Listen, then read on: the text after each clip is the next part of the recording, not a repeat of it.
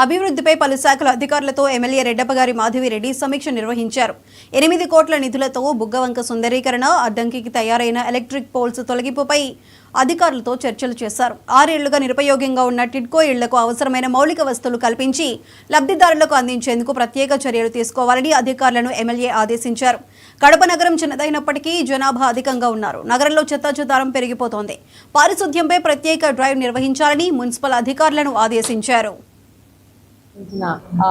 ఉద్యోగస్తులు కానీ అందరినీ పిలుచుకొని ఒక రివ్యూ చేయడం జరిగింది. కడప నియోజకవర్గ అభివృద్ధి గురించి పెద్దలు శ్రీనివాస్ రెడ్డి గారి ఆధ్వర్యంలో ఆయన అనుభవాన్ని వాడుకుంటూ ముందుకెళ్లడం జరిగింది. అలాగనే కమిషనర్ కూడా ఈ యొక్క రివ్యూ మీటింగ్ లో భాగమై ఈ యొక్క నియోజకవర్గం సంబంధించిన పెండింగ్ వర్క్లు ఏంటి, నియోజకవర్గాన్ని ముందుకు తీసుకుపోవాలా, ఇందులో ఉన్న ప్రాబ్లమ్స్ సాల్వ్ చేసి దాని మీద పూర్తిగా డిస్కస్ చేయడం జరిగింది. అందులో భాగంగా రోడ్స్ అండ్ బిల్డింగ్స్ సంబంధించి మనకు చంద్రబాబు నాయుడు గారు చెప్పారు, మొత్తం పూడికలు గుంతలు పూడ్చాలని చెప్పేసి దానికి సంబంధంగా వాటి వర్క్ ప్రోగ్రెస్ గురించి సమీక్ష చేయడం జరిగింది. అలాగనే మాసాపేట దేవుని కడప రోడ్డు త్వరితగతిన పూర్తి చేసేసి ప్రజలకు సౌకర్యార్థము దాన్ని తీసుకురావాలని చెప్పి కోరడం జరిగింది.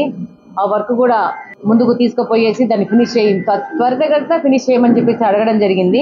సంబంధించి బ్యాలెన్స్ వర్కులు, బుగ్గంగకు సంబంధించి సుందరీకరణకు సంబంధించిన రోడ్స్ కానీ దాని మీద కూడా సమీక్ష చేయడం జరిగింది. అందులో భాగంగా అక్కడున్న ఎలక్ట్రికల్ పోల్స్ అన్ని షిఫ్ట్ చేసేసే విధంగా ఎలక్ట్రికల్ డిపార్ట్మెంట్ తో రివ్యూ చేయడం జరిగింది.